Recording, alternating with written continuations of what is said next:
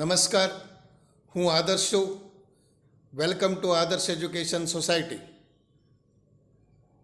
8th Subject Science, Chapter 2nd, Microorganisms, Friend and Foe. Foe means enemy. So, dear students, you have seen several kinds of plants and animals. See, our surrounding contains several kinds of plants and animals. However, there are other living organisms around us which we cannot see with eyes alone. So these are called microorganisms or microbes. See, the organisms which we are not able to see by the naked eye, or with the help of the devices only we can see. Such organisms or living things are called as microbes or microorganisms. For example, you might have observed that during the rainy season, moist bread gets spoiled. See, I will show you now this moist bread. See, this one gets spoiled, or your moist means slightly wet bread gets spoiled, unable to use. Such organisms, moist bread gets spoiled and its surfaces gets covered with grayish or white patches. Observe these patches through the magnifying glass. You will see that tiny black rounded structures. Did you know what these structures? See, you have seen now. See what these structures. These are all. What these structures? What these structures? Okay. These structures are fungus. These are fungus that grow only in the moist areas. They come from the spores that are present in the moist air. So, these structures, they come from the spores, spores, so that are present in the moist air. Okay.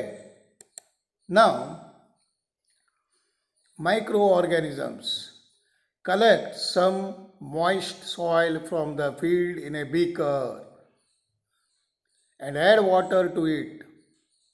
See what you have to do? Take some soil, moist means little wet soil, and take in a beaker and water to it. After soil particles have settled, sink down, observe the drop of water from the beaker under the microscope. So what do you see? So understood? And then next activity is take a few drops of water from the pond. Take a water from the ponds, spread on the glass slide, take glass slide and put the drop on that and observe through the microscope. So these two activities. So what you will see, what your observation, do you find tiny organisms? Tiny organisms means microorganisms. Tiny means too small, moving around. These tiny organisms are seen in the drop of water. They are nothing but they are microorganisms. Okay. See, this observation shows that water and soil are full of tiny organisms. Full of tiny organisms. These microorganisms or microbes are so small in the size that they cannot be seen with the unaided eye or by the naked eye. So you have to use only the microscopes. Some of these, such as fungus, that already you have seen, that grows on the bread, can be seen with the magnifying glass. So this fungus that grows on the bread can be seen with the magnifying glass, but others cannot be seen without the help of a microscope. So, for that, powerful microscopes are required. That is why these are called as microorganisms or microbes. Okay, now next one is these microorganisms are classified into four major groups. How many groups? Microorganisms are of four major groups. These groups are bacteria. So we are saying what is the first one? Bacteria, fungi, protozoa, and algae. So these are all microorganisms classified into four groups. Some of these microorganisms are shown in the figure 2.1 and 4. See the 2.1, look here now 2.1, spiral bacteria, rod shaped bacteria, and see the 2.4 here, fungi, bread mold, penicillin, aspergillus. So these are the types of fungi. Okay, so these are all microorganisms. When you will see in the microscope, you will see the structures are like this. Now next one is viruses. Viruses are also microscopic, like tiny organisms. They however reproduce, multiply, grow and multiply only inside the cells of host organism. Host organism means an organism that lives an animal or plant on or in which their bodies. Okay, that is we are saying host organism, which may be a bacterium, plant or an animal. So in their bodies they live. Some of the viruses, see we are saying the border, which one? Viruses. Viruses are borderline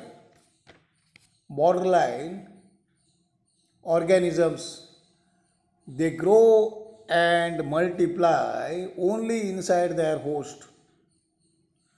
When outside the body of the host, they are non-living. Okay, so these are the information about the virus. Some of the viruses are shown in the figure 2.5. Common ailments. See in the 2.5. See, look here 2.5. In this, see, this is the structure of virus, some of this. Okay. And these ones, some of the structures that you have seen in the 2.5. Common ailments means common illness like cold, influenza that we are calling flu, and most coughs are caused by the viruses. Even serious diseases like polio, see the spelling Polio, polio, chicken pox. Okay, these are all caused by the viruses. See, polio is also an contagious viral disease causes nerve injury and leading to paralysis.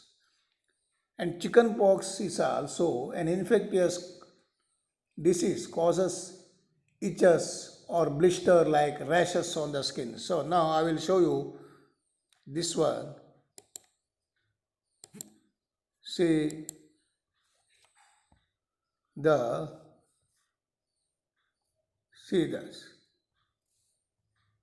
this one. So this is the polio. See the leg part and part will be losing, and this one is blister on the skin. So this one is chicken pox. Okay. Now I will show you other one. See, malaria is caused by the flies. Okay. Now next one is Okay, this much. And also, so this one, tuberculosis or caused by the causing tuberculosis, also a disease caused by the bacterial disease affecting to the lungs. So see, these are all the diseases caused by the microorganisms. Okay. See, polio you have seen, chicken pox, and also caused by the viruses. Diseases like dysentery and malaria, just now I have shown you, are caused by the protozoans. See, these two are caused by the protozoans, whereas typhoid and tuberculosis are caused by the bacterial diseases. So, diseases like dysentery, you are knowing, malaria is also a mosquito-borne infection diseases, caused fever, tiredness, vomiting, headaches. Okay. Whereas typhoid is also a fever, tuberculosis affecting to the lungs. These are all bacterial diseases. So now the next one is where do microorganisms live? Where do microorganisms live? Microorganisms may be single-celled like bacteria. Some algae and protozoa are single-celled like bacteria, some algae and bacteria, or multicellular such as algae and fungi. So these are all the microorganisms may be single-celled like bacteria and some algae and protozoa, or multicellular such as algae and fungi. They can survive under all types of environment, all type of surroundings, environment, ranging from ice cold climate, see such a low temperatures, to hot springs, such a high temperature like deserts, to the marshy lands also. See the marshy lands. See the marshy lands. So this one, marshy lands, low-lying wet areas you found, moist. See this one, marshy lands. Okay, some microorganisms, marshy areas or marshy lands, they are also found inside the bodies of the animals, including the human beings. Some microorganisms grow on the other animals, while others exist freely. They can exist, they can live freely.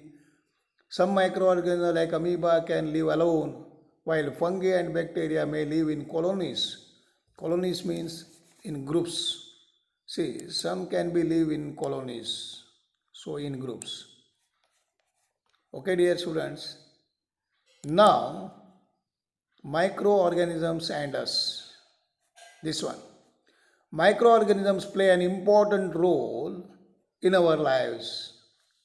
Some of them are beneficial in many ways. Beneficial means useful to us, whereas some other are harmful and cause us disease. Now, let us study about these friendly microorganisms. Microorganisms are used for various purposes. They are used in the preparation of curd, bread, and cake. Some microorganisms have been used for in the production of alcohol, liquor since ages, since long time. They are also used in the cleaning up of the environment. For example, the organic waste such as prepared from vegetable peels, remains of animal species are broken down into harmless and unusable substances like by bacteria. Okay, then these bacteria, some of the bacteria are useful for making. See, for example, fungi can decompose dead and decaying part of the plants.